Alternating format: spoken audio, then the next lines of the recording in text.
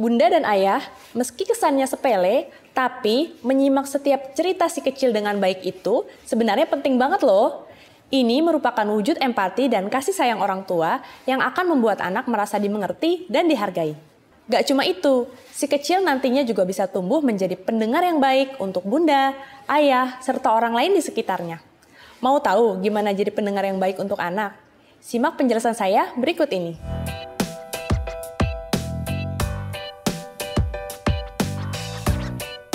Halo, saya Dr. Winda dari Halo Dokter.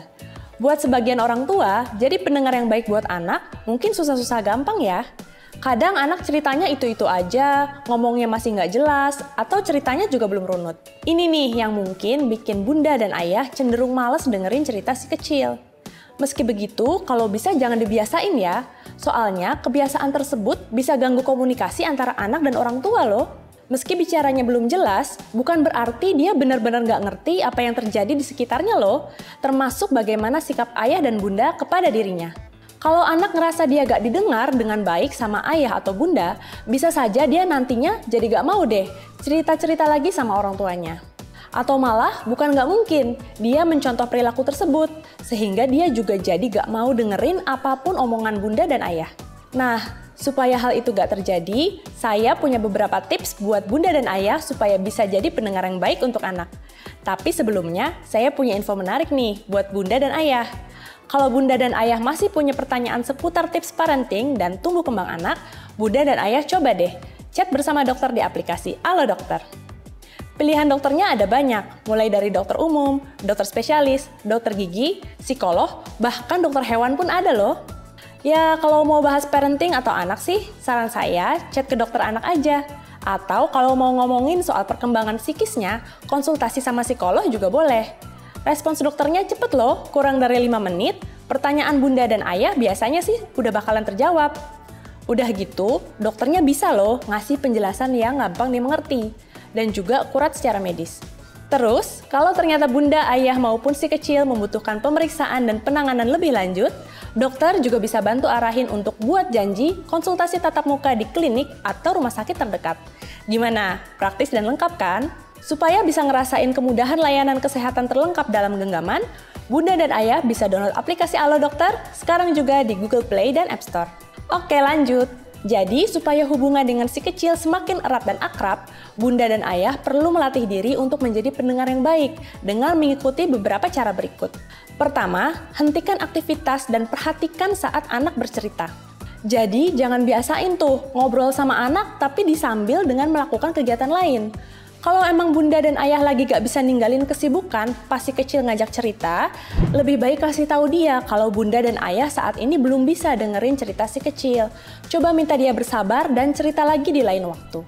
Nanti pas bunda dan ayah udah lebih senggang, jangan lupa tanyakan lagi, tadi dia mau cerita apa, supaya dia gak merasa terabaikan. Terus, pas si kecil lagi cerita, kalau bisa sih jauhin dulu deh tuh yang namanya handphone, laptop, atau gadget lainnya, supaya bisa fokus mendengar apa yang mau disampaikan si kecil. Yang kedua, berikan respons yang baik. Jadi jangan cuma diam aja atau cuma heeh atau iya doang. Si kecil tuh gak jauh beda loh sama bunda dan ayah. Dia juga bisa bete kalau ceritanya gak dapat tanggapan. Coba deh senyum atau ketawa kalau ceritanya lucu. Atau kasih pujian dan pelukan pas si kecil lagi cerita tentang keberhasilannya. Sesekali bisa juga tuh tanya balik si kecil tentang detail-detail ceritanya. Supaya dia tahu bunda dan ayah tuh benar-benar perhatiin. Kalau bingung mau tanya apa, trik saya sih, saya ulang lagi ceritanya dalam kalimat tanya. Misalnya dia cerita, ada burung jatuh dari pohon. Saya biasanya nanggepinnya, wah ada burung jatuh dari pohon, kok bisa? Simpel kan?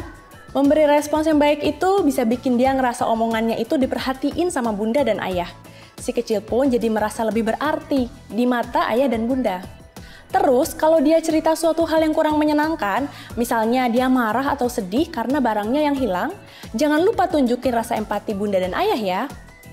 Bunda dan ayah bisa coba validasi emosinya. Contohnya, kakak marah ya? Kakak sedih ya? Barangnya hilang. Marah atau sedih itu gak apa-apa kok, tapi jangan lama-lama ya. Kita bisa beli lagi nanti ya.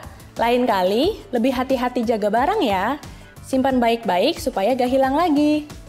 Nah, kalau gitu kan enak dengernya. Anak cerita keresahannya, orang tua mendengarkan, lalu menanggapi, menenangkan, dan memberi saran yang mudah dipahami anak.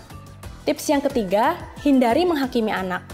Dalam berkomunikasi dengan si kecil, kalau bisa jangan sampai omongan bunda dan ayah bikin dia jadi ngerasa dituntut, dikekang, dan tidak didukung ya. Contohnya nih, kok bisa sih barangnya hilang? Kakak kurang tanggung jawab nih. Atau, masa barangnya hilang nangis sih? Udah, jangan nangis. Yang dewasa aja bisa bete dengerin respons yang kayak gitu. Gimana anak-anak? Perlu bunda dan ayah ketahui nih, selain bisa mengganggu hubungan dengan si kecil, kebiasaan menghakimi anak tuh juga bisa loh dia tiru. Bisa jadi nantinya dia tumbuh dewasa menjadi pribadi yang menghakimi. Nggak mau kan? Satu lagi nih, jangan biasain banding-bandingin keluhan anak dengan orang lain. Ini justru bisa bikin dia merasa kurang dihargai. Kalau bunda dan ayah ingin negur atau mau kasih saran, bisa loh disampaikan dengan nada yang lembut pas si kecil udah selesai cerita. Sebelum saya kasih tahu tips yang terakhir, saya mau minta tolong nih ke ayah dan bunda yang lagi nonton untuk subscribe ke channel YouTube Halo Dokter. Jangan lupa nyalain lambang lonceng notifikasinya juga ya, supaya ayah dan bunda bisa dapat update pas kita upload video informasi kesehatan terbaru yang mungkin bermanfaat untuk keluarga tercinta. Oke, sekarang tips yang terakhir, sabar dalam mendengarkan. Saya ngerti banget, gak semua orang tua bisa selalu sabar dengerin cerita anak. Saya sendiri juga kadang masih suka gak sabaran. Tapi perlu bunda dan ayah ketahui, kalau anak-anak biasanya masih belum mampu menyampaikan ceritanya dengan baik. Jadi, kalau kalimatnya kadang masih sulit dimengerti atau ceritanya masih diulang-ulang, usahakan untuk tetap sabar mendengarkan sampai dia selesai bicara. Kalau bunda dan ayah mau bantu benerin ucapan si kecil, tunggu sampai dia selesai ngomong, jangan potong ceritanya. Biar nantinya dia juga terbiasa gak motong ucapan orang lain. Nah, itu tadi berbagai cara menjadi pendengar yang baik untuk anak. Mungkin terkesan simpel ya, tapi saya yakin prakteknya gak segampang itu. Memang dibutuhkan konsentrasi, kesabaran, dan perhatian yang ekstra supaya bunda dan ayah bisa menjadi pendengar yang baik untuk anak. Semoga bunda dan ayah selalu semangat mengusahakan yang terbaik supaya si kecil tumbuh menjadi pribadi yang dewasa dan juga pandai mendengarkan ucapan orang di sekitarnya. Oke, segitu dulu yang bisa saya sampaikan kali ini. Semoga bermanfaat ya. Kalau ayah dan bunda punya saran terkait topik lain yang ingin dibahas di YouTube Halo Dokter, komen di bawah ya. Terima kasih sudah menyaksikan video ini. Jangan lupa untuk like, komen, share, dan subscribe. Hidup sehat bersama Halo Dokter.